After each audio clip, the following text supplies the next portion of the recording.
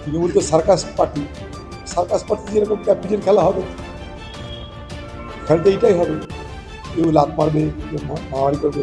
দেখবেন যত নেতা কালকে তাদের চুল্লু খাওয়া দিচ্ছে, খেলা, চুল্লু খাওয়া, গুষ্টি খাওয়া, মাংস খাওয়া, ব্যাস আনন্দ করা, মস্তি করার দিন। মস্তি করতে গিয়ে মারামারি, উৎপাতের ধন চিৎপাতে যাচ্ছে। আজ থেকে এতেই কাজ থাকলে কি কেউ শখে বাইরের রাজ্যে যায়?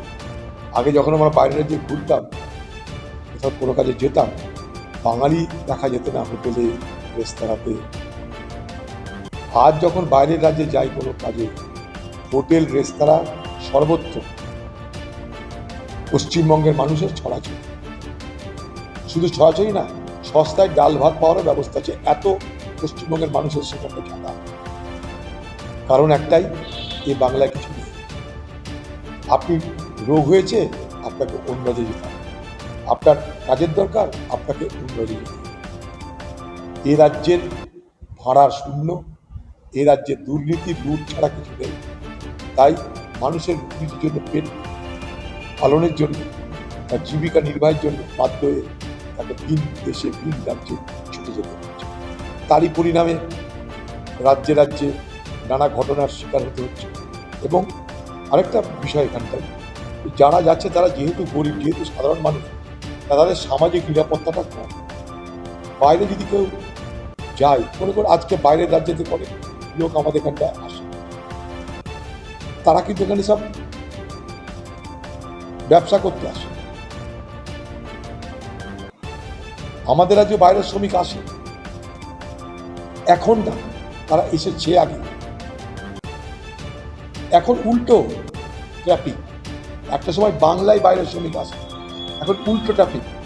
বাংলার গরিব মানুষ বাইরের রাজ্যে যায়, আর বাইরের রাজ্যে যারা অবস্থা সম্পন্ন, পয়সা আছে, তারা আমাদের রাজ্যে এসে ব্যবসা করে। আর একটা এই জায়গাটা, আমাদের রাজ্যের লোকরা বাইরের রাজ্যে গিয়ে পুঁজি বিনিয়োগ করে কেউ বাণিজ্য করে না। উল্টে অন্য রাজ্যের লোক আমাদের রাজ্যে এসে পুঁজি বিনিয়োগ করে বাণিজ্য করে। আর আমাদের রাজ্যের লোকরা, তারা যেহেতু দরিদ্র, তারা নিম্নমানের কাজ করতে বাইরের রাজ্যে ছুটে যায়। যেটা একটা সময় এই পশ্চিমবঙ্গের জন্য আমরা দেখতে পেতাম, বাইরের রাজ্য থেকে গরিব মানুষরা এসে এখানে কাজ করত। আজকে সেই চিত্রটা পাল্টে গেছে।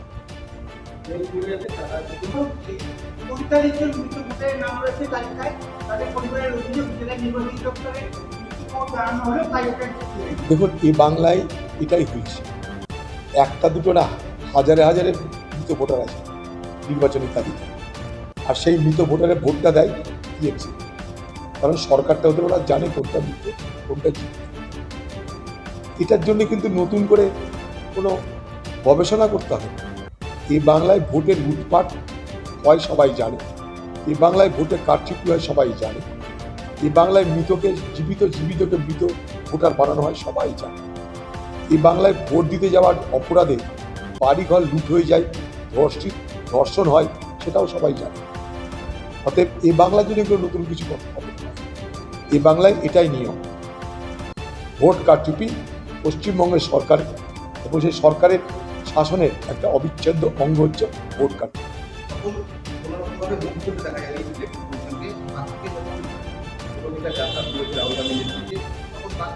দেখুন, রাহুল গান্ধী একটাই মুখ, বিরোধী দলের।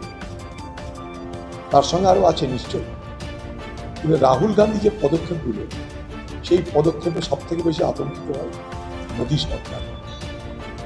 এবং যার বিরুদ্ধে রাহুল গান্ধী অভিযোগ করে, সেই সংস্থা, তারা জানে যে রাহুল গান্ধী যে কথাটা বলছে, সেই কথাটার ভিত্তি আছে, বাস্তবতা আছে।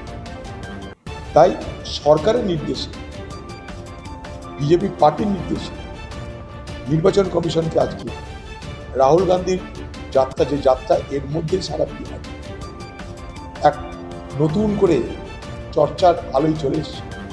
সারা বিহারের মানুষ যে যাত্রার জন্য উন্মুখ হয়ে তাকিয়ে ভাবছে যে কি বলে রাহুল গান্ধী।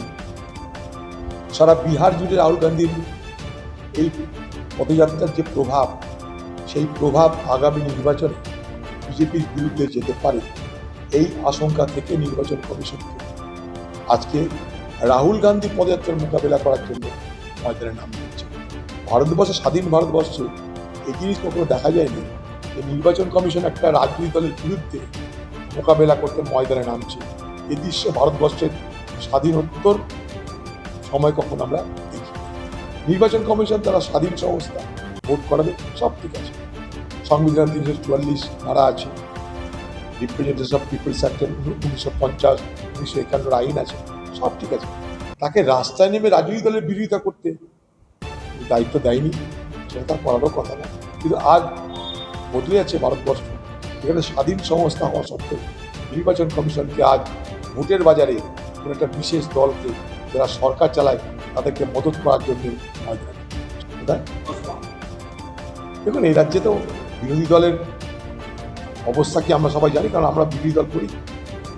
এখানে কংগ্রেসের উপর হামলা, সিপিএমের উপর হামলা তৃণমূল ক্ষমতা আসার পর থেকে করেই চলেছে, করে করে আমাদেরকে দুর্বল করেছে।